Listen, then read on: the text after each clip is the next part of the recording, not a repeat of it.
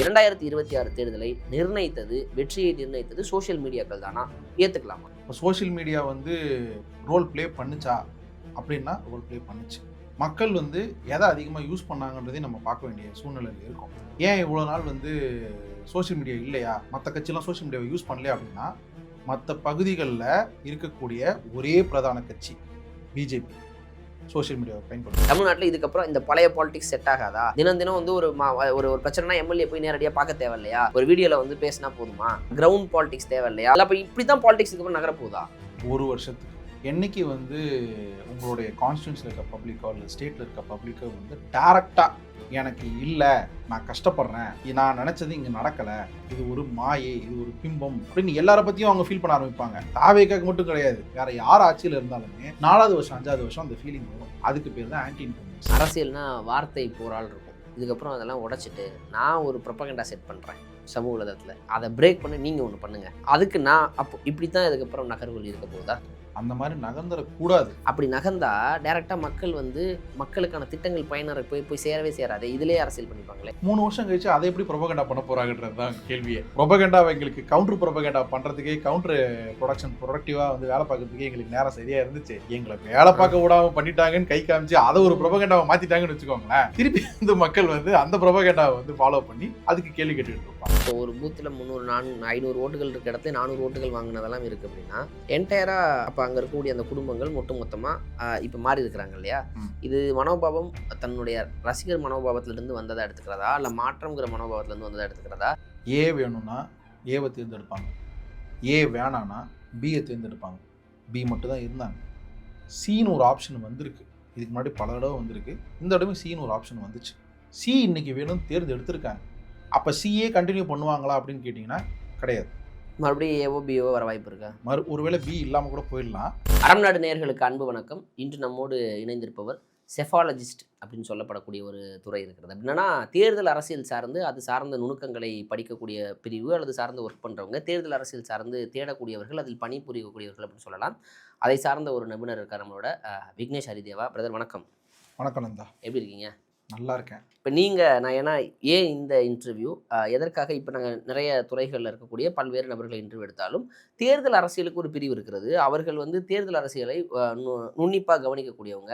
எப்படி இந்த அரசியல் மக்களால் தான், மக்கள் செலுத்தக்கூடிய வாக்குகள் தான் தேர்தல், அதுதான் மக்களாட்சி. ஆனால் அந்த வாக்குகளை எப்படியெல்லாம் மடைமாற்றம் செய்யலாம், எப்படியெல்லாம் மக்களாட்சியை நம்மளுடைய அறிவு திறமையை வச்சு ஒரு விளம்பரங்கள் மூலியமாக எப்படியெல்லாம் மக்கள் வாக்குகளை நமது பக்கம் திருப்பி ஆட்சி அமைப்பதற்கு அப்படின்னு ஒரு வியூகங்கள் இருக்கிறது. அந்த வியூகத்தை வகுக்கக்கூடியவர்களாக தேர்தல் வியூக வகுப்பாளர்கள் அப்படின்னு சமீபத்தில் நிறைய பேர்கள் நம்மளால் பார்க்க முடியுது. பிரசாந்த் கிஷோர் முதல் கொண்டு அப்படி பார்க்குறோம். மறுக்க முடியாது, ஒரு அரசியல் கட்சியும் ஒரு பெரிய தேர்தல் வியூக வகுப்பாளர்களை வச்சிருக்கிறாங்க. 1 2 3 வச்சிருக்காங்க, நிறுவனங்களை வச்சிருக்காங்க. ஸோ அந்த வகையில் 2021 தேர்தலாக இருக்கட்டும், 2026 தேர்தலாக இருக்கட்டும், தமிழ்நாட்டு மக்களுடைய மனதை மாற்றியதும், தமிழ்நாடு மக்கள் யாருக்கு வாக்களிக்கணும்னு நினைச்சதையும் சிந்திக்க வச்சது இவர்கள் தான். இப்படி ஒரு விஷயம் நடந்திருக்கு, மக்கள்கிட்ட ஒரு இம்பாக்ட் கிரியேட் ஆயிருக்கு. நேரடி அரசியலை தாண்டி இன்னைக்கு சமூக வலைதள அரசியல்கள் தான் கோலோச்சுது அப்படிங்கிற ஒரு பேச்சுக்கள் தான் தற்போது எழுந்திருக்கிறது. ஸோ அதனால நான் இங்கிருந்து கேட்குறேன், 2026 தேர்தலை வெற்றியை நிர்ணயித்தது சோஷியல் மீடியாக்கள் தானா? ஏற்றுக்கலாமா? சோஷியல் மீடியா தான் அப்படிங்கிறதுல கம்ப்ளீட்டாக சோஷியல் மீடியா மேலே அந்த கருத்தை நம்ம திணிக்க முடியாது. இப்போ சோஷியல் மீடியா ரோல் ப்ளே பண்ணுச்சா அப்படின்னா ரோல் ப்ளே பண்ணுச்சு. மக்கள் எதை அதிகமாக யூஸ் பண்ணாங்கன்றதையும் நம்ம பார்க்க வேண்டிய சூழ்நிலையில் இருக்கும். ஏன் இவ்வளோ நாள் சோஷியல் மீடியா இல்லையா, மற்ற கட்சியெல்லாம் சோஷியல் மீடியாவை யூஸ் பண்ணலையா அப்படின்னா, மற்ற பகுதிகளில் இருக்கக்கூடிய ஒரே பிரதான கட்சி பிஜேபி சோஷியல் மீடியாவை பயன்படுத்துச்சு. 2014 இந்த தேர்தல் வியூக வகுப்பாளர்கள்லாம் உள்ளே வந்துட்டாங்க. இவங்க பிரபலம் அடைஞ்சது பார்த்தீங்கன்னா போஸ்ட் 2019 அப்புறமா தான். சோஷியல் மீடியாவோட அட்வென்ச்சரும் அப்போ தான் ஆரம்பிச்சுது. செல்லோட விலை என்னைக்கு குறைய ஆரம்பிச்சதோ அன்னைக்கு அத்தனை பேர் வீட்டுக்கும் செல்லு வந்துருச்சு. அப்போ சோஷியல் மீடியா எல்லார் வீட்டுக்குள்ளேயும் வந்துருச்சு. சோஷியல் மீடியா பாலிடிக்ஸ் அங்கேருந்து தான் ஆரம்பிக்குது. இவங்க தோத்ததுக்கு காரணம் பார்த்தீங்கன்னா, யாரை சொல்கிறேன்னா, யாரெல்லாம் சோஷியல் மீடியா பாலிடிக்ஸ் செய்யாமல் எதிர்த்து நின்று தோத்தாங்களோ அவங்க எல்லாரும் தோத்ததுக்கு முக்கியமான காரணம் எதுன்னு பார்த்தீங்கன்னா, TV politics, paper politics, pamphlet politics. இன்னும் பேம்ப்ளெட் கொடுத்துட்டு இருக்காங்க, பேப்பர் கொடுத்துட்டு இருக்காங்க, மேடை போட்டு பேசிகிட்டு இருக்காங்க, தெருமுனை கூட்டம் நடத்திக்கிட்டு இருக்காங்கன்னா, கூட்டத்தை எங்கேருந்து கூட்டுவீங்க நீங்கள்? கூட்டம் வரணும் உங்களுக்கு. யார் ஆர்வம் கேட்குறாங்க? எல்லாரும் ரீல்ஸ் பார்க்குறாங்க. எல்லாரும் சோஷியல் மீடியா அக்கௌண்ட் வச்சுருக்காங்க. 1க்கு 2 அக்கௌண்ட் வச்சுருக்காங்க. பர்னர் அக்கௌண்ட்டுன்னு சொல்லப்படக்கூடிய ஒரு அக்கௌண்ட்டை 3-4 வகையில் வந்து யூஸ் பண்ணலாம். பர்னர் அக்கௌண்ட்டுன்னு அந்த கான்செப்ட்டுக்கு பேர். அந்த மாதிரி பர்னர் அக்கௌண்ட் வச்சு யூஸ் பண்ணுறாங்க. ஒரு அக்கௌண்ட்டில் வேடிக்கை பார்த்துட்டு 4 அக்கௌண்ட்டில் வந்து கமெண்ட் அடிச்சுக்கிட்டு இருப்பாங்க. அந்த மாதிரி சோஷியல் மீடியாவில் ஃபுல் டைம் யூஸ் பண்ணக்கூடிய மக்களில் பெருகின இந்த காலத்தில் இன்ஃப்ளூயன்ஸ் ஏற்பட தான் செய்யும். அந்த இன்ஃப்ளூயன்ஸ் வந்து ஒரு ஆட்சி மாற்றத்தை ஏற்படுத்துகிற அளவுக்கு நிகழுமா? இப்போ என்ன கேட்குறேன்னா, இப்போ இந்த சர்வேல கூட ஒரு சில முடிவுகள் வந்தது. தமிழ்நாட்டில் இப்போ இன்னைக்கு தாவேகா ஆட்சி அமைச்சிருக்கிறாங்க. அதற்கு வாழ்த்துக்கள் தான் வச்சுக்கோங்க. தாவேகா சில மாவட்டங்களில் வெற்றியே பெறலை. ஒரு 7-8 மாவட்டங்களில் வெற்றி பெறலை. அந்த பகுதிகளில் இன்ஸ்டாகிராமுடைய தாக்கம், சமூக வலைதளத்துடைய தாக்கம் எந்த அளவுக்கு கம்மியாக இருக்குன்னு ஒரு ரேஷியோ வந்து ஒரு பட்டியல் ஆச்சு. அப்போ முழுக்க முழுக்க தாவேகா வெற்றி பெற்றதுக்கு சமூக வலைதளத்துடைய எதிரொலிப்பு மட்டும்தான் காரணம்னு சொல்லிட முடியும். சொல்லிடலாமே. எப்படி சொல்ல முடியும்? மக்கள் மனநிலை அது மாறும்னு ஒன்றும் நினைக்கிறீங்க? இல்லை. இப்போ இந்த 8 மாவட்ட லிஸ்ட்டு சொன்னீங்கல்ல, அந்த 8 மாவட்டத்துடைய லிஸ்ட்டு எடுத்து பாருங்கள் டேட்டாவில். எனக்கு தெரிஞ்ச வரைக்கும் கன்ஃபார்மாக சொல்கிறேன், 2 மாவட்டத்தை தவிர்த்து மீதி 6 மாவட்டமே வந்து பார்த்திங்கன்னா பேக்வேர்டு டிஸ்ட்ரிக்ஸாக இருக்கும். எக்கனாமிக்கலி, எம்ப்ளாய்மெண்ட் வைஸாக பேக்வேர்டு டிஸ்ட்ரிக்ஸாக தான் இருக்கும். அங்கே வந்து சோஷியல் மீடியா பெனிட்ரேஷன் ரொம்ப கம்மியாக இருந்திருக்கும். ரீசெண்டாக கூட ஒரு ஆர்டிகல்ஸ் பப்ளிஷ் பண்ணியிருந்தாங்க. சோஷியல் மீடியா பெனிட்ரேஷன் வந்து எந்தெந்த டிஸ்ட்ரிக்ஸில் இருந்துச்சுன்னு சொல்லி. அந்த 6 மாவட்டம் அந்த லிஸ்ட்டில் வந்து பார்த்திங்கன்னா லோயஸ்ட்டு சோஷியல் மீடியா பெனிட்ரேஷன் லெவல்ஸில் இருந்திருக்கும். Social media played a role, கன்ஃபார்மாக ப்ளே பண்ணுச்சு.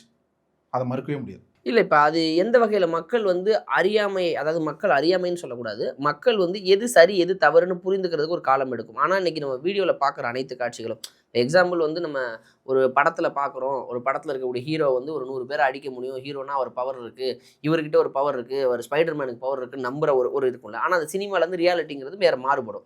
ஆனால் அந்த சினிமாக்குள்ளேயே மூழ்கி இருக்கிற ஒரு கூட்டமும் இங்கே இருக்க செய்யும். ஆனால் மக்கள் அந்த மனநிலையில் தான் இருக்கிறாங்களா? ஒரு ரீல்ஸை பார்த்து முடிவெடுக்கக்கூடிய இடத்துல தான் இன்றைக்கி இருக்கிறாங்கன்னு நினைக்கிறீங்களா? இன்றைக்கி தொழில்நுட்பம் எவ்வளோ வளர்ந்துருக்கு, வீட்டுக்கு ஒருத்தர் படிச்சிருக்கிறாங்க, வீட்டுக்கு ஒரு பட்டதாரியாக இருக்கிறாங்க. அந்த காலகட்டத்தில் வந்துட்டு நம்ம இன்னும் ஒரு ரீல்ஸை பார்த்து முடிவு பண்ணிட்டாங்க அப்படின்னு ஏற்றுக்க முடியுமா? அல்லது ஏதோ ஒரு இடத்துல அந்த ரீல்ஸ் சரியா தவறாங்கிற ஒரு புரிதல் வந்து அவங்களுக்கு இல்லாமல் இருக்குங்கிறத நம்ம புரிஞ்சுக்க முடியுதா? இதை வந்து கேப்புன்னு சொல்லலாம். மக்கள் வந்து எக்கோ சேம்பர்னு ஒரு கான்செப்ட் இருக்குது. ஒரு 4 செவத்துக்குள்ளே 4 கலர் பெயிண்ட் அடிச்சிருந்தீங்கன்னு வச்சுக்கோங்க. அந்த 4 பெயிண்ட் மட்டும் தான் அவங்களுக்கு வாழ்க்கை ஃபுல்லாக தெரியும். 4 விதமான கலர் தான் அவங்களுக்கு கேட்டிங்கன்னா 4 கலர் தான் சொல்லுவாங்க. அதே சமயம் ஆப்போசிட்டில் இருக்கவங்க வந்து ஒரு மாயையை கிரியேட் பண்ணுறாங்க. 4 கலரை மட்டும் பார்த்துக்கிட்டே இருந்தவங்க திடீர்னு வெள்ளை கலர் அப்படின்னு இன்ட்ரடியூஸ் பண்ணுறாங்க சோஷியல் மீடியாவில்.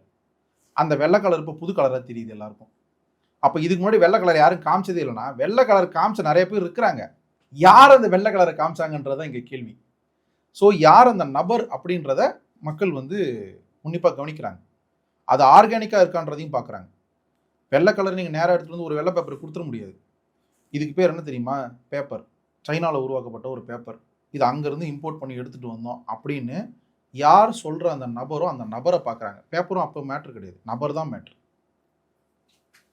இதுதான் அந்த 2 கேப்பையும் வந்து க்ளோஸ் ஆக்குறது. இதில் தான் சோஷியல் மீடியா வந்து பெரிய ரோல் பிளே. இல்லை, அந்த நபர் அப்படின்னு நீங்கள் சொல்கிறது ஒரு ஃபெமிலியாரிட்டி பர்சன் சொல்கிறீங்களா? கண்டிப்பாக. இப்போ அப்போ வந்து ஒரு திரை கவர்ச்சி உள்ள ஒரு நடிகராக விஜய் அவர்கள் தாவேகா தலைவராக வந்தார். அந்த ஒரு ஒரு ஒரு ஒரு ஒரு செலிபிரிட்டி முகம் அது வென்றது அப்படின்னு சொல்கிறீங்களா? செலிபிரிட்டி முகம் ஃபுல்லாக வென்றுச்சுன்னு நான் சொல்லிட முடியாது. அவர் மாட்டுக்கும் சினிமாலேருந்து வந்து நான் நேராக அரசியல் கட்சி ஆரம்பிக்கிறேன், என்னுடைய நற்பணி மன்றத்தில் இருக்கவங்க எல்லாரும் வந்து ஓட்டு போட்டுருங்க, அப்புறம் எனக்கு வந்து தெரிஞ்ச என்னோடய ஃபேன்ஸ் எல்லாம் ஓட்டு போடுங்கன்னா 30-40 சீட் தான் வந்திருக்கும். 30-40 சீட்டு தான் வாங்குற அளவுக்கான நற்பணி மன்றம் தான் அவங்களுடைய நற்பணி மன்றம். அப்போ எங்கே வந்து இந்த தவறு நடந்துச்சுன்னா, எங்கே கேப் இருக்குன்னு அவர் பார்த்தார். எந்த இடத்துல வந்து இந்த கேப்பை வந்து ஃபில் பண்ண முடியும், எதையெல்லாம் வந்து கல்டிவேட் பண்ண முடியும், எதையெல்லாம் ரீப் பண்ண முடியும்னு பார்த்தார். அதை கரெக்டாக புஷ் பண்ணி அவர் மீதி இருக்கக்கூடிய அந்த மெஜாரிட்டி இன்றைக்கி இருக்கிற அந்த எண் 108ன்ற எண்ணை வந்து அவர் அப்படி தான் வந்து அடைஞ்சார். இது இல்லாமல் நீங்கள் சொன்ன அந்த தேர்தல் வியூக வகுப்பாளர் டீமுன்னு ஒரு டீம் பெருசாக செயல்பட்டுச்சு. ரொம்ப சிறப்பாக செயல்பட்டாங்க. அவங்க 100% எஃபிஷியன்சியில் செயல்பட்டாங்கன்னு சொல்லலாம். ஏன் அவங்களுடைய பிரைமரி கோல் என்னவா இருந்துச்சு? மேபி இப்போ எல்லா டீமும் செயல்பட்டாங்க. அனைத்து கட்சிகளுக்கும் தேர்தல் வியூக வகுப்பாளர்கள் இருந்தாங்க. ஒரு எலெக்ஷன் ஸ்ட்ராட்டஜி கடைபிடித்தாங்க. எந்தெந்த பகுதியில் நம்ம ஸ்ட்ராங்காக இருக்கும், கம்யூனிட்டி வைஸாக எப்படி ஸ்ட்ராங்காக இருக்கும், எல்லாமே. ஏன்னா அதை மறுத்து நம்ம பேச முடியாது. ஒரு ஈச் இண்டிவிஜுவலாக பொருளாதார ரீதியாக, சமூக ரீதியாக, சோஷியல் மீடியாவோட தாக்கம் ரீதியாக அப்படின்னு ஒன்றையும் பிரித்து வைத்து எல்லா கட்சியும் தான் வேலை செஞ்சாங்க. ஏன் தாவேகாவுக்கு முதல் தேர்தலில் வெற்றியை தரக்கூடிய தேர்தலாக அமையுது அப்படின்னா, அவங்க எந்த இடத்துல ரைஸ் ஆகிறாங்க, எந்த இடத்துல அதிகப்படியான வேலைகளை இதில் செலுத்தினாங்க நினைக்கிறீங்க? எதை கொண்டு போய் சேர்த்துருக்காங்க? நான் சொல்லக்கூடிய தரவுகள் வந்து ரொம்ப காம்ப்ளெக்ஸாக இருக்கலாம், டெக்னிக்கலாகவும் இருக்கலாம். இப்போ எல்லாருக்கும் தெரிஞ்ச 2 வார்த்தை வந்து பார்த்தீங்கன்னா, உலகத்துல இருக்க அத்தனை கோடி மக்களுக்கும் தெரிஞ்ச 2 வார்த்தைன்னு பார்த்தீங்கன்னா, AI, data driven politics. Data இன்னைக்கு ரொம்ப முக்கியமாயிடுச்சு. மத்த கட்சிக்கிட்டலாம் டேட்டாவே கிடையாதுன்னா, மத்த கட்சியெல்லாம் வந்து தாவேக்காவோட அதிகமான டேட்டா வச்சிருந்த கட்சி. குறிப்பா சொல்லணும்னா, திராவிட முன்னேற்ற கழகம் வந்து டேட்டாஸாலேயே இயங்கக்கூடிய ஒரு கார்ப்பரேட் ஆஃபீஸ் அது. அப்ப எங்க தவறு நடந்துச்சு அப்படின்னு பார்த்தீங்கன்னா, டேட்டாவை பொறுத்தவரைக்கும் டேட்டா சோர்சிங்னு ஒரு கான்செப்ட் இருக்கு. தரவுகள பெறுவாங்க. தரவுகள பெற்று என்னென்ன வகைக்கு ஏத்த மாரி அத பிரிக்கணும்னு சொல்லி சார்ட் பண்ணுவாங்க. சார்ட் பண்ணிட்டு அந்த தரவுகள வந்து மேப் பண்ணுவாங்க. ஒவ்வொரு சார்ட் மாரி தனியா போடுவாங்க. போட்டுட்டு அப்புறம் தான் அனலைசிஸ் பண்ணுவாங்க. அப்ப அதோட முடிஞ்சிருச்சா அப்படின்னா கிடையாது. அனலைசிஸ் பண்ணி அந்த ஷீட்ட தான் தலைவர்களுக்கு நேரா எடுத்துட்டு போய் வைப்பாங்க. ஃபார் எக்ஸாம்பிள் இப்போ திராவிட முன்னேற்ற கழகத்தில பார்த்தீங்கன்னா, ஹை கமிட்டின்னு ஒரு 8லேருந்து ஒரு 12 பேர் தான் மெஜாரிட்டியா. அந்த 12 பேர்களுக்கும் அந்த தரவுகளுடைய கடைசி எக்ஸ்ட்ராக்ட்ன்னு சொல்லுவாங்க. ஒரு ஒன் லைன் பேஜ் மாரி ஒண்ணு போகும். அதை எக்ஸிகியூஷன் பண்ணது அப்படின்னா அது கேள்விக்குறி தான். தரவுகள்ல வந்து சஜஷனோட இருக்கும். இவ்வளோ பிரச்சனை இருக்கு. இந்தந்த இதெல்லாம் இருக்கு. சோசியல் மீடியால இந்த பொசிஷன்ல இருக்கோம் நம்ம. ரியல் பாலிடிக்ஸ்ல இந்த பொசிஷன்ல இருக்கோம். கிரவுண்ட் லெவல்ல இவ்வளோ கம்ப்ளைண்ட்ஸ் இருக்கு. இது 3த்தையும் அசிமுலேட் பண்ணி அத ஒரு எக்ஸ்ட்ராக்ட்டா எடுத்து ஒரே பேஜ்ல சப்மிட் பண்ணுவாங்க. அந்த சப்மிட் பண்ண அந்த ஒரு பேஜுக்கான சஜஷன வந்து நிறைவேத்துனாங்களா? அப்படிங்கன்னா கேள்விக்குறி தான் நான் சொல்லுவேன். அப்ப இவங்க எங்க அத வந்து சக்சஸ் பண்ணாங்க அப்படின்னா, இவங்க அதுக்கு ஒரு மாடல கிரியேட் பண்ணாங்க. அந்த மாடல் நடக்குது, நடக்கலலாம் அப்புறம். இந்த மாரி நாங்க இத பண்ணி தருவோம் அப்படின்னு சொல்லி ஒரு இமேஜ் ஃபார்ம் பண்றாங்க. இவங்களே ஃபார் எக்ஸாம்பிள் இப்ப அந்த கடன் பிரச்சனையே வச்சுக்கோங்களேன். தமிழ்நாடுடைய இன்னைக்கு இருக்கிற டெப்ட் ரேஷியோ வந்து பேசிக்கிட்டு இருக்காங்கல்ல. டெப்ட் ரேஷியோ ஏன் வந்து முன்னாள் எதிர்க்கட்சி தலைவர் எடப்பாடி பழனிசாமி வந்து சொல்லவே இல்லையா? அவரு சொன்னத மக்கள் ஏத்துக்கல. ஆனா இவரு இன்னைக்கு இந்த தற்போதைய சிஎம் இருக்காரு. அவர் சொல்றத வந்து மக்கள் ஏத்துக்கிறாங்கன்னா, அதுக்கு என்ன டிஃபரன்ஸ்ன்னு பார்த்தீங்கன்னா, அதுதான். அவர் அந்த கடனை எப்படி கொண்டு போய் சேர்க்கிறார் மக்கள்ட்ட. இவ்வளோ திட்டங்கள இன்ட்ரோடியூஸ் பண்ணாங்க. அதனால கடன் வாங்குனாங்கன்னு அவர் சொல்லல. இவங்க எதையுமே செய்யல. செய்யாமலே கடன் வாங்கி வச்சிருக்காங்கன்ட்டாரு. மக்கள் அத பார்க்குறாங்க. இதுதான் இங்க இருந்த முரண்பாடு. இல்ல இப்ப அதுதான் பிரச்சனை. ரீல்ஸ் பாலிடிக்ஸ் விஸ் ரியல் பாலிடிக்ஸ் அப்படின்னு பேச வேண்டிய நேரம் வந்துருச்சா? ரியல் பாலிடிக்ஸ்னா ஒரு ஒரு அரசு கடன் வாங்குதுன்னா, அந்த கடன் கேட்கும் பொழுது அவங்களுக்கு அந்த திறன் இருக்கா? கடன திருப்பி செலுத்த முடியுமா? அப்ப வளர்ந்த மாநிலமாக இது இருக்கிறதாங்கிறத வரம்புக்குள்ள தான் கடன் தர போறாங்க. அத தாண்டி கடன் தர முடியாது. அப்ப இது வந்து ஒரு ஒரு புரிதலான விஷயம். அப்ப நம்ம ஒரு சிபில் ஸ்கோர் இருக்குன்னா, நம்மளால கட்ட முடியுமான்றத தான் கடன் தருவாங்க. அப்ப அந்த வகையில வரம்புக்குள் தான் கடன் வாங்கியிருக்கிறார்கள்ங்கிறது முதல் கேள்வியிலேயே முடிஞ்சு போயிரும். என்னென்ன திட்டங்கள் செஞ்சிருக்கிறாங்க? இப்ப இது வந்து ஊழல் அது அது அது தனியா பேசுவோம் நம்ம. இப்ப வந்து என்னென்ன திட்டங்கள் செய்திருக்கா? இந்த புரிதல் இல்லாம டைரக்ட்டா இப்ப தமிழ்நாடு கடன் வாங்கிருச்சு. ஒரு 10,00,000 கோடி கடன் வாங்கிட்டாங்க. எல்லாரும் கொள்ளடிச்சுட்டாங்க. இப்படிங்கிற ஒரு கண்ணோட்டம் இருக்குல்ல. இது போய் ஆனா டக்குன்னு சேருதே மக்கள்ட்ட. அப்ப மக்கள்ட்ட என்ன போய் சேருதோ, அதுதானே அவங்க எடுத்துப்பாங்க. அப்ப இன்றைய காலகட்டத்தில நீங்க மக்கள்ட்ட எல்லா அரசியலையும் போய் சேர்க்க வேண்டிய தேவை இருக்கிறதா? இந்த திட்டம் இருக்குது. நம்ம இவ்வளோ கடன் வாங்கியிருக்கிறோம். நம்ம இவ்வளோ பண்ணிக்கிட்டு இருக்கோம். இவ்வளோ திட்டங்கள் தமிழ்நாட்டுல முன்மாதிரியா இருக்கு. அப்படிங்கிற அந்த விளம்பரம் இருக்கு இல்லையா? அதிகப்படியாக ரியல்ல என்ன இருக்குங்கிறத போய் சேர்க்க வேண்டிய தேவை இருக்கா? ஏன்னா டக்குன்னு இவ்வளோ செய்திருந்தாலும், நீங்க செய்யலைங்கிற ஒரு வார்த்தை டக்குன்னு போயிருதுல்ல. இப்ப ரொம்ப சிம்பிளா சொல்லணும்னா 100 உதவிகள் ஒருத்தன் செஞ்சாலும் 101வது முறையா அவன் உதவி அவன் கேட்டு மறுக்கப்பட்டுருச்சுன்னா, அவன பத்தி ஒரு தப்பான ஒப்பீனியன் போய் சேரும் அப்படின்னு சொல்லுவாங்க. அது மாதிரி தான் இப்ப இருக்க அரசியல் ஃபார்முலா இருக்கான்னு கேட்கிறேன். உண்மதான். இப்ப இவரு ஆர்ஜே பாலாஜி உங்களுக்கு தெரியும்ல. அவர் வந்து ஒரு பேட்டியில சொல்லியிருப்பார். நான் வந்து ஒரு 10, 20 பேருக்கு உதவி செய்வேன். ஆனா வந்து வலது கை குடுக்கறது வந்து இடது கை குடுக்கறது வலது கைக்கு தெரியக்கூடாதுன்ற ஒரு பேட்டியில சொல்லியிருப்பார். ஆனா தெரியப்படுத்தணும். தெரியப்படுத்த தான் கொஞ்சம் கொஞ்சமா அந்த செய்யற நல்ல எண்ணம் வந்து மக்கள் மத்தியில பரவும் அப்படின்ற மாரி சொல்லியிருப்பார். அது உண்மதான் கூட. நீங்க என்ன செய்றீங்க அப்படிங்கிறத நீங்க வந்து ப்ரொஜெக்ட் பண்ணிக்கிட்டே இருக்கணும் மக்கள்ட்ட. இன்னைக்கு வந்து பிராண்டிங் அப்படிங்கிறது வந்து ஒரு நெசசிட்டி ஆயிடுச்சு. பாலிடிக்ஸ பொறுத்தவரைக்கும். அந்த பிராண்டிங் நீங்க எப்படி பண்றீங்கன்றதும் ரொம்ப முக்கியம். சும்மா போஸ்டர் அடிச்சு ஒட்டிக்கிட்டு இருக்கக்கூடாது. ஆர்கானிக்கா மக்கள்ட்ட கொண்டு போய் சேர்க்கணும். இன்னைக்கு யார் பேப்பர் படிக்கிறாங்கன்னு நினைக்கிறீங்க? தினமலர் பேப்பர் படிப்பீங்களா? தினத்தந்தி பேப்பர் படிப்பீங்களா? ஹிந்து படிப்பீங்களா? ஓப்பன் பண்ணி பாருங்க. அந்தந்த டிஸ்ட்ரிக்ட்ல அந்தந்த டிஸ்ட்ரிக்ட் செக்ரட்டரியோ அல்லது எம்எல்ஏவோ அல்லது எம்பியோ என்ன திட்டங்கள் வந்து செயல்படுத்துறாங்க, மக்களுக்கு அவங்க எங்கெல்லாம் போய் அட்டெண்ட் பண்றாங்க அப்படின்றது நியூஸ்ல வரும். ஆனா எத்தனை பேர் பேப்பர் படிக்கிறாங்க? எத்தனை பேர் வந்து பொலிட்டிக்கல் மேகசின்ஸ் படிக்கிறாங்க? எக்கனாமிக் மேகசின்ஸ் படிக்கிறாங்க? Very few. அவங்க எல்லாரும் பார்த்தீங்கன்னா, அந்த நியூட்ரல் செட் ஆஃப் வோட்டர்ஸ்ல இருப்பாங்க. அப்ப ஆல்ரெடி வந்து செட் பண்ணியிருக்க அந்த ஃபேன் பேஸ் வோட்டர்ஸ் இல்ல ஸ்விங் ஆகக்கூடிய இருக்கிற வோட்டர்ஸ் எல்லாம் எதுல இருக்கிறாங்கன்னா, ஃபோன். நான் சொல்றது படிச்சவங்க உட்பட. நியூஸையே அவங்க இன்ஷாட்ஸ்னு ஒரு ஆப்னு கேள்விப்பட்டிருப்பீங்க நீங்க. 5 லைன்ல வந்து ஒரு நியூஸ சுருக்கி தருவாங்க. அதில் நியூஸ் படிக்கிறவங்க அவங்கலாம். ரீல்ஸில் பாலிடிக்ஸ் கற்றுக்குறாங்க அவங்க. ரீல்ஸில் அவங்க கிட்ட 30 செகண்டில் வந்து ஒரு கான்செப்டை சுருக்கி டெமோக்ரஸி அப்படின்னா என்னென்னா டெமோ ப்ளஸ் கிரஸி அப்படின்னு நீங்கள் எடுத்து பிரித்து கொடுத்துட்டீங்க அப்படின்னா 30 செகண்டில் ஓகே இன்றைக்கி டெமோக்ரஸி கற்றுக்கிட்டேன்ருவாங்க அவங்க. டெமோக்ரஸிக்கு ஒரு புக்கு வாங்கி படிக்க மாட்டாங்க. டெமோக்ரஸிக்கு போய் டிக்ஷனரி எடுத்து படிக்க மாட்டாங்க. அப்போ மக்கள் மாறினதுனால இது ஆல்மோஸ்ட் லைக் சினிமா தான். பல்ஸ் வந்து மாறிடுச்சு. இன்னும் நான் வந்து போய் எங்கள் அம்மாவும் வந்து தங்கச்சியை வச்சு நான் கதை பண்ணி வந்து தங்கச்சியை வந்து கட்டி கொடுப்பேன், எங்கள் அம்மாவுக்கு வந்து சொல் தட்டாமல் நான் வந்து செய்வேன் அப்படின்னு கதை எடுத்துகிட்டு இருந்தீங்கன்னா மக்கள் பார்க்க மாட்டாங்க. சினிமா ட்ரெண்டு மாறிடுச்சு.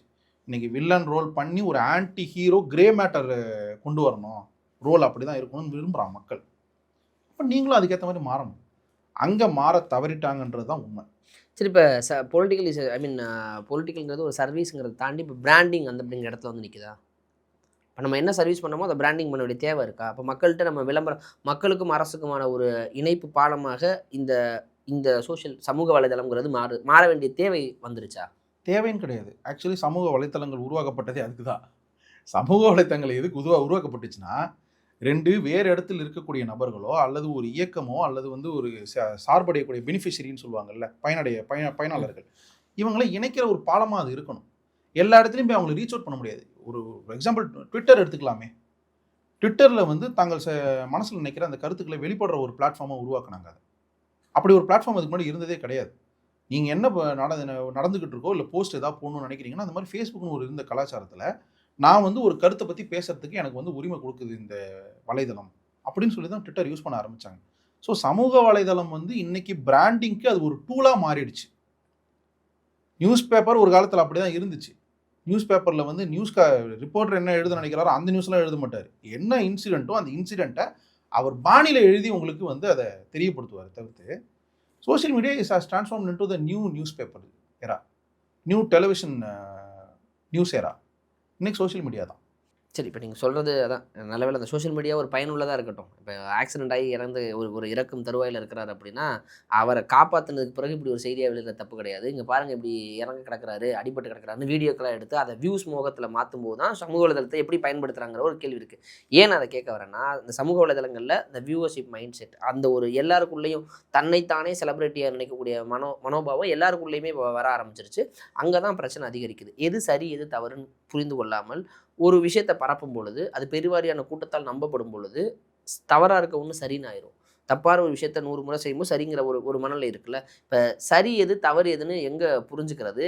இதை சரி செய்வதற்கு எந்த அரசாக இருந்தாலும் ஏதோ ஒரு விஷயத்தை வந்து ரெகுலரைஸ் பண்ண வேண்டிய தேவை இருக்கிறதா? ஏன்னா சமூக வலைதளத்துக்குன்னு ஒரு கட்டமைப்பு ஒரு கட்டுப்பாடுகள் கிடையாது பெரிதளவில். ஆனால் அதை கட்டுப்பாடுக்குள்ளே கொண்டு வந்துட்டா இங்கே வேற ஒரு பிரச்சனை வந்துடும். இப்போ ஒன்றிய அரசு கட்டுப்பாட்டு கீழே சமூக வலைதளங்களை கொண்டு வர நினைக்கிறாங்க அப்படின்னா பல உரிமைகளை நம்ம பேச முடியாது. நமக்கு ரொம்ப ஃப்ரீடம் ஆஃப் ஸ்பீச் இருக்கிறதே அந்த இடத்துல தான் இருக்குது. அப்போ அதையும் சரிவரப்படுத்தணும், அது தவறாகவும் போய் முடியக்கூடாதுங்கிற ஒரு சேலஞ்சிங்லாம் அப்கமிங் இயர்ஸில் வந்து இருக்குது அப்படின்னு எடுத்துக்கலாமா?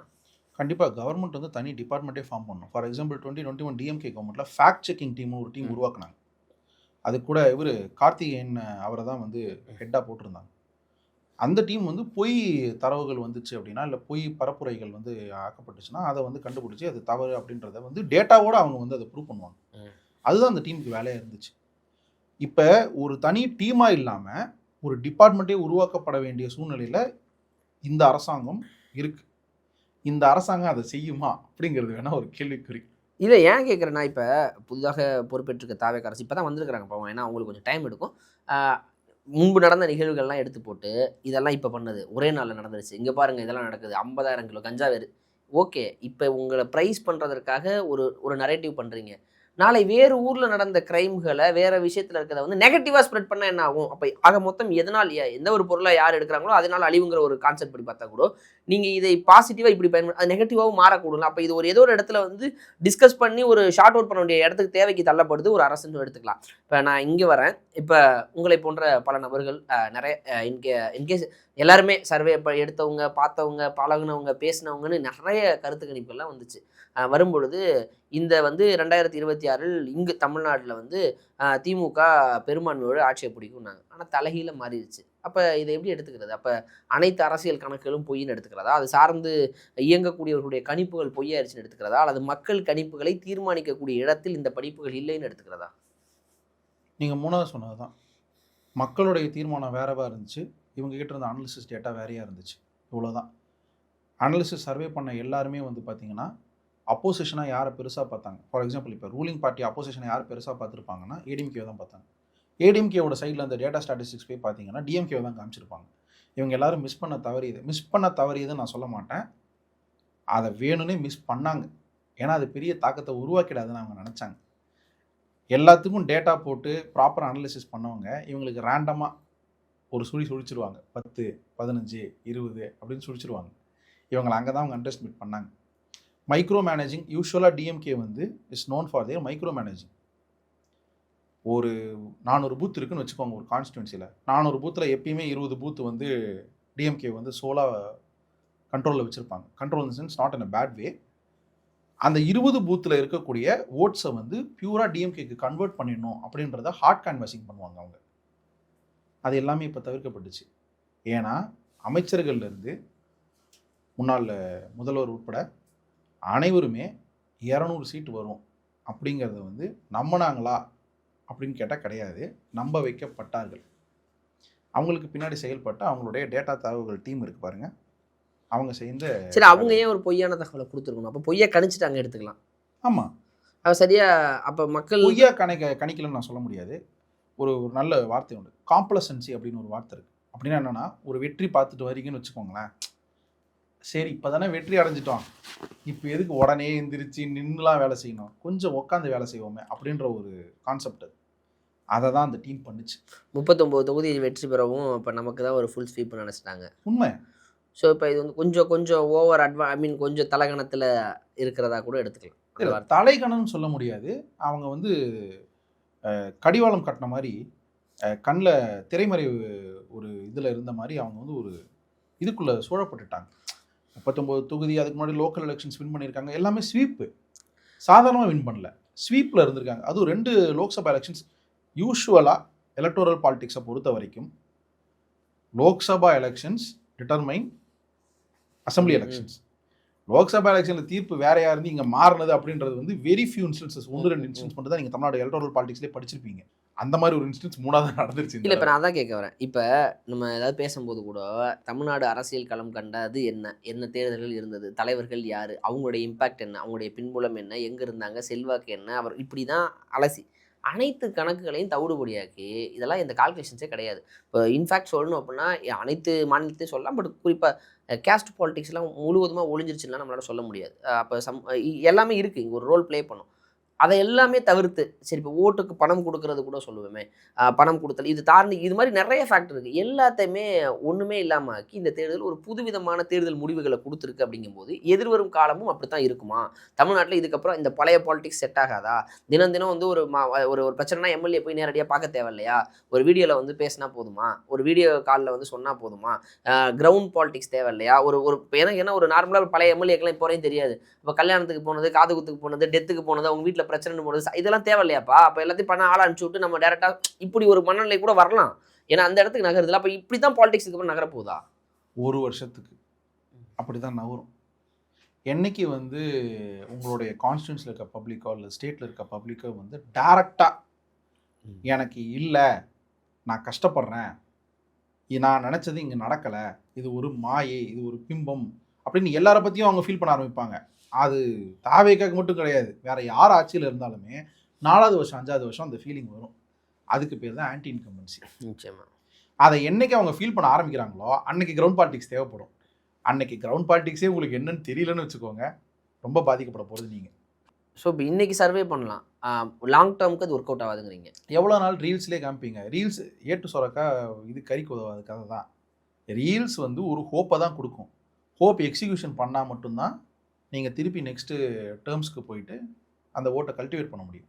சரி, இப்போ சென்னை மாதிரியான மேஜர் இடங்களில், சென்னை நார்த் ஆர்காட்டில் வச்சுக்கலாம். சரி, சென்னை ஆக்சுவலி சென்னை சுற்று ஒரு திமுக அசைக்க முடியாத சக்தியாக இருந்தது. அதற்கு காரணம் நிறைய விஷயங்கள் பேசுவாங்க. அதெல்லாம் எப்படி நொறுங்குனது? இதுக்கு பின்னணி என்னன்னு நினைக்கிறீங்க? Chennai was a pure failure for DMK. அன்பிரசிடென்ட்னு ஒரு வார்த்தை இருக்குது. இதுக்கு முன்னாடி அதை கனவுலையும் நினைக்காத ஒரு தோல்வி அப்படின்னு சொல்லுவாங்க. ஏடிஎம்கே வந்து ரொம்ப ஸ்ட்ராங்காக வந்த ஒரு வேவில் கூட 2011 வேவ் சொல்கிறாங்க. 2011 வேவில் கூட பார்த்தீங்கன்னா 6 out of 16 தான் எடுத்திருப்பாங்க. அந்த மாதிரி தான் இது வரைக்கும் நடந்துச்சு. சென்னை வந்து ஒரு pure failure of social media அப்படின்னு சொல்லலாம். அப்போ சென்னையில் இருக்கவங்க மட்டும் தான் சோஷியல் மீடியா யூஸ் பண்ணுறாங்க, மற்ற யாரும் சோஷியல் மீடியாவை யூஸ் பண்ணுறது கிடையாது அப்படின்னா கிடையாது. அவங்களும் யூஸ் பண்ணுறாங்க. சென்னையில் இருக்கக்கூடிய இஷ்யூஸ் வந்து எப்பயுமே பெருசாக பார்க்கப்படும், பெருசாக காமிக்கப்படும், அதை மேக்னிஃபை பண்ணி காமிக்கலாம். ஏன்னா சென்னைன்றது வந்து ஒரு பெரிய சிட்டி. ஸோ சிட்டி லேண்ட்ஸ்கேப்பிங்கில் வந்து இருக்கக்கூடிய அத்தனை பிரச்சனைகளையுமே பெருசாக போட்டு காமிச்சாங்க. நடந்த அத்தனை டெவலப்மெண்ட்ஸுமே மறைச்சாங்க. Mass manipulation has been done in Chennai. இப்போ இதை தான் ஒரு ஆங்கில ஊடகமும் வெளியிடுறாங்க. மாஸ் மேனிப்புலேஷன் அப்படிங்கிற ஒரு வார்த்தையை சமூக வலைதளங்களை வைத்துக்கொண்டு நடத்துனாங்க அப்படின்னு. இப்போ உண்மையிலே அது நிகழ்த்தப்பட்டதா? அதுதான் காரணமா? இல்லைன்னு சொல்கிறீங்களா? ஆமாம். சென்னையில் நடந்தக்கூடிய தவறுகள் வந்து பார்த்தீங்கன்னா, ஃபார் எக்ஸாம்பிள் அந்த சுவேஜ் ட்ரைனேஜ் பிளான்ஸ் இருந்துச்சு. அந்த பிளான் வந்து நிறைய இடத்துல முடிச்சிட்டாங்க. கொளத்தூரில் தண்ணி நிற்கும், இன்னைக்கு தண்ணி நிற்காது. அந்த மாதிரி ஒரு நிலைமையை வந்து ஆஃப்டர் 2021 அப்புறம் தான் அதை பண்ணியிருக்காங்க. ஆனால் கொளத்தூர்லேயும் தண்ணி நிற்கும்னு சொல்லி நம்ப வச்சாங்க மக்களை. அதை யார் பண்ணாருன்னா அந்த வேட்பாளர் பண்ணல. வேட்பாளர் போகிறதுக்கு பிரச்சாரத்துக்கு போகிறதுக்கு முன்னாடியே அதை பண்ணி வச்சுட்டாங்க அவங்க. இவங்க அங்கங்கே பிளான் பண்ணி வச்சுட்டாங்க. இது ஒரு சீட் பிளான்டிங் மாதிரி நடந்துச்சு சென்னையில். ஒவ்வொரு கான்ஸ்டியூன்சிலும், அதாவது இருக்கக்கூடிய 16 கான்ஸ்டியூன்சியில் சீடை வந்து நான் பேர் சொல்ல விரும்பாத ஒரு மீடியா ஏஜென்சி வந்து பிளான் பண்ணாங்க.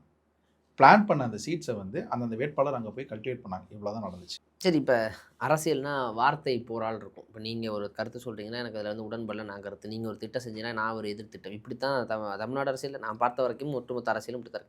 இதுக்கப்புறம் அதெல்லாம் உடைச்சிட்டு நான் ஒரு ப்ரொபகண்டா செட் பண்ணுறேன் சமூக வலைதளத்தில், அதை பிரேக் பண்ணி நீங்கள் ஒன்று பண்ணுங்கள். அதுக்கு நான் அப்போ இப்படி தான் இதுக்கப்புறம் நகர்வுகள் இருக்க போகுதா? அந்த மாதிரி நகர்ந்துடக்கூடாது. அப்படி நகர்ந்தா டேரெக்டாக மக்கள் வந்து மக்களுக்கான திட்டங்கள் பயனரை போய் சேரவே சேராது. இதிலே அரசியல் பண்ணிப்பாங்களே. 3 வருஷம் கழிச்சு அதை எப்படி ப்ரொபகண்டா பண்ண போகிறாங்கன்றது தான் கேள்வியே. இப்போ ப்ரொபகண்டாவை எங்களுக்கு கவுண்டர் ப்ரொபகண்டா பண்ணுறதுக்கே, கவுண்டர் ப்ரொடக்டிவாக வந்து வேலை பார்க்குறதுக்கே எங்களுக்கு நேரம் சரியாக இருந்துச்சு. எங்களை வேலை பார்க்க விடாமல் பண்ணிட்டாங்கன்னு கை காமிச்சு அதை ஒரு ப்ரொபகண்டாவை மாற்றிட்டாங்கன்னு வச்சுக்கோங்களேன். திருப்பி வந்து மக்கள் வந்து அந்த ப்ரொபகண்டாவை வந்து ஃபாலோ பண்ணி அதுக்கு கேள்வி கேட்டுக்கிட்டு இருப்பாங்க. இதுதான் நடக்கும். சரி, இப்போ இந்த நடந்து முடிந்த தேர்தலில் கேஸ்ட் பாலிடிக்ஸ் ஓரளவுக்கு நொறுங்கியதான் நினைக்கிறீங்களா? பியூராக எராடிகேட் ஆச்சுன்னு நான் சொல்லிட மாட்டேன். பட் ஒரு சர்டைன் பாயிண்ட் ஆஃப் லெவலுக்கு வரைக்கும் எராடிகேட் ஆகிருக்கிறத நான் கண்கூட பார்க்க முடியுது என்னால். Not due to reformation. அவங்க ரிஃபார்ம்லாம் பண்ணல, மக்களோட மனதை அவங்க மாற்றினால அதை பற்றி கேன்வாசிங் கூட அவங்க பண்ணல.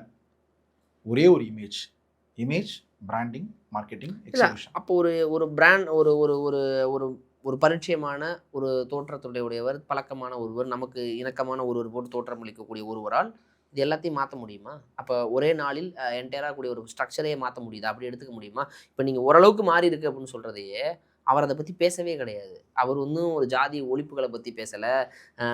பெரிதளவில் அவர் எதுவுமே கான்சென்ட்ரேட் பண்ணலை. ஒரு நார்மல் ஒரு பர்சன் வர்றாரு, அவருக்காக இவ்வளோ சேஞ்ச் நடக்குது அப்படின்னா இது ஒரு குட் சைனாக பார்க்குறதா இல்லை பேட் சைனாக பார்க்குறது? சக்ஸஸ் வந்து எல்லாருக்கும் கிடச்சிரும். சஸ்டெயின் பண்ணுறது தான் கஷ்டம். எங்கே சஸ்டெயின் பண்ணுறது கஷ்டம்னா, ஒரு வேளை இந்த இமேஜ் பர்சோனா வச்சிருக்கக்கூடிய இந்த நபர் இருக்கார்ல, இன்றைய முதல்வர் இருக்கார்ல, அவருக்கு சேச்சுரேஷன் லெவல்ஸ் அடிச்சிருச்சுன்னு வச்சுக்கோங்க.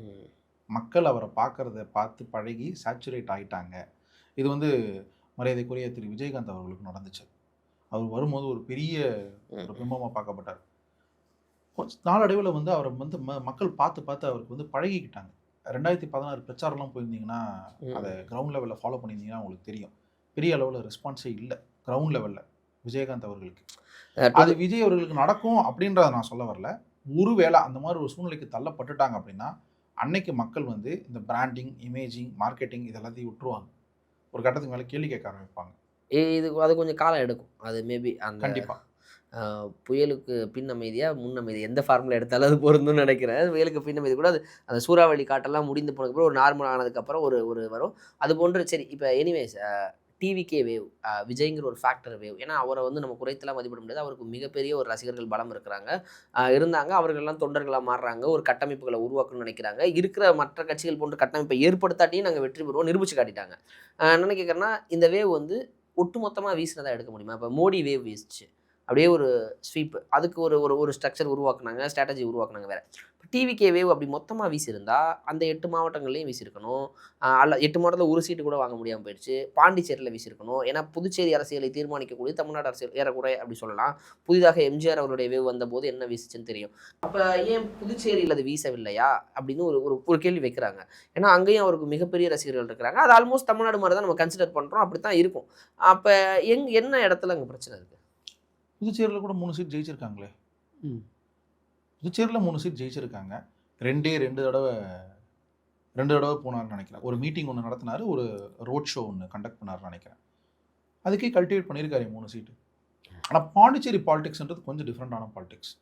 அதை நம்ம அடிக்கடி மறந்துடுறோம். பாண்டிச்சேரியில் வாழக்கூடிய மக்கள் வந்து தமிழ் பேசக்கூடிய பெருவாரியான மக்கள் தமிழ் பேசக்கூடிய மக்களாக இருக்கலாம். பாண்டிச்சேரியில் வந்து இருக்கிற பிரச்சனைகள் வந்து பார்த்திங்கன்னா தமிழ்நாட்டில் இருக்கிற அதே பிரச்சனைகளாகவும் இருக்கலாம். ஆனால் அங்கே இருக்கிற ஒரே ஒரு டிஃப்ரென்ஸ் என்ன அப்படின்னா, இயங்கக்கூடிய எலக்டோரல் மெத்தட், அந்த கவர்னன்ஸ் மெத்தட் வந்து 2த்துக்கும் வேறுபாடாக இருக்கும். தமிழ்நாடுடைய ஃபண்ட்ஸ் வந்து பார்த்திங்கன்னா தமிழ்நாடே ஜென்ரேட் பண்ணும். தமிழ்நாடு ஜென்ரேட் பண்ணது இல்லாமல் தமிழ்நாடுக்கு ஒரு அலோகேஷன் வரும். பாண்டிச்சேரியோட ஃபண்ட்ஸ்ன்றது அப்படி கிடையாது. பாண்டிச்சேரி ஃபண்ட்ஸ் வந்து சென்ட்ரல் கவர்மெண்ட்லேருந்து தான் வந்தாகணும். அது வந்து என்னதான் இருந்தாலும் அது இட்ஸ் யூனியன் டெரிட்டரி. புரியுதா உங்களுக்கு?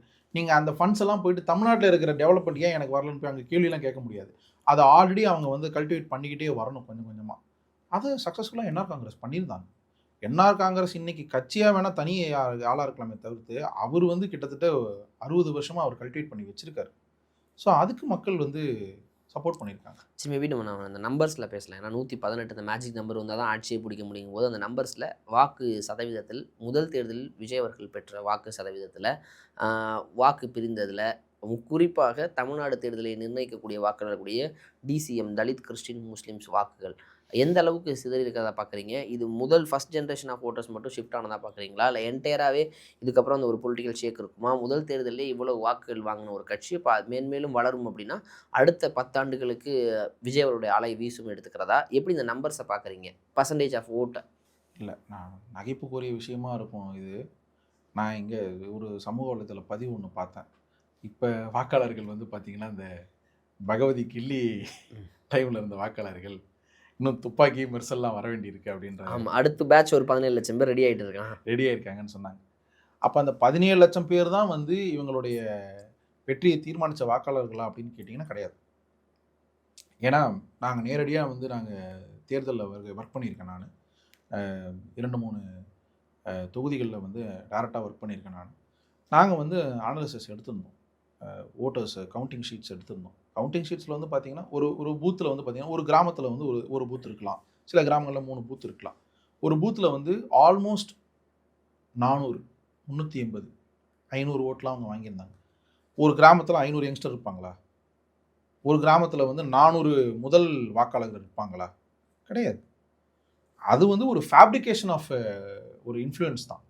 அப்படி ஒரு இன்ஃப்ளூயன்ஸ் வந்து அவங்க மக்கள் மேலே திணிக்கப்பட்டு அந்த மக்கள் வந்து அதுக்கு மாறி நம்பி ஓட்டு போட்டிருக்காங்க. இதுவாக தான் நான் பார்க்குறேன்.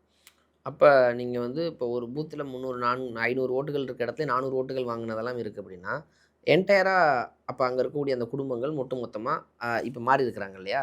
இது மனோபாவம் தன்னுடைய ரசிகர் மனோபாவத்திலிருந்து வந்ததாக எடுத்துக்கிறதா, இல்லை மாற்றங்கிற மனோபாவத்திலேருந்து வந்ததாக எடுத்துக்கிறதா? எப்படி அது அந்த மாற்றத்துக்குரியாச்சு? அப்போ மேபி இது கண்டினியூ ஆக தானே வாய்ப்பு இருக்குது. Very simple.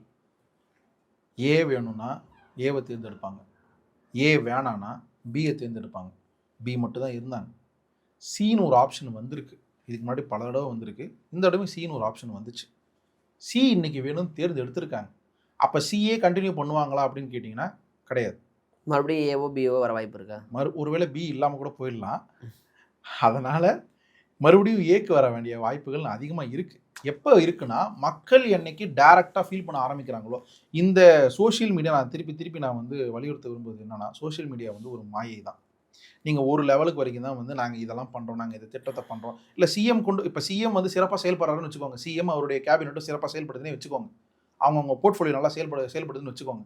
அந்த எல்லா டெவலப்மெண்ட்ஸையும் நீங்கள் வந்து சோஷியல் மீடியா கொண்டு போய் மக்கள்கிட்ட சேர்த்த முடியும். கரெக்டுங்களா? டேரெக்டாக நான் பெனிஃபிட் ஆனனா இல்லையான்றதான் மக்களோட கேள்வியாக இருக்கும் 3 வருஷத்துக்கு அப்புறம். டேரெக்டாக பெனிஃபிட் ஆனவங்கலாம் ஓட்டு போடுவாங்கன்னு நினச்சோம். அவர்களால் இப்போ 1,31,00,000 பேர் 1000 ரூபா வாங்குறாங்க, டேரெக்டாக பெனிஃபிட் ஆகிறாங்க. அவர்கள் வாக்கு செலுத்தியிருந்தாலே ஜெயிச்சிருக்கணும். ஆனால் அவ்வளோ வாக்குகளே வரலையே. அதான பிரச்சனை. அப்ப டைரக்ட்டா பெனிஃபிட் ஆனவங்களே வாக்குகளாக மாறாத பொழுது, அப்ப இந்த ஸ்கீம்ஸும் போய்த்துருச்சா? அப்ப மக்கள் நேரடியா அனுபவிச்சிருக்கிறாங்க. அப்ப ஒருவேளை அவர்கள் பெனிஃபிட் ஆனத விட, அவங்க துன்பப்பட்டது அதிகமா இருக்குன்னு நெனச்சிருக்காங்களா?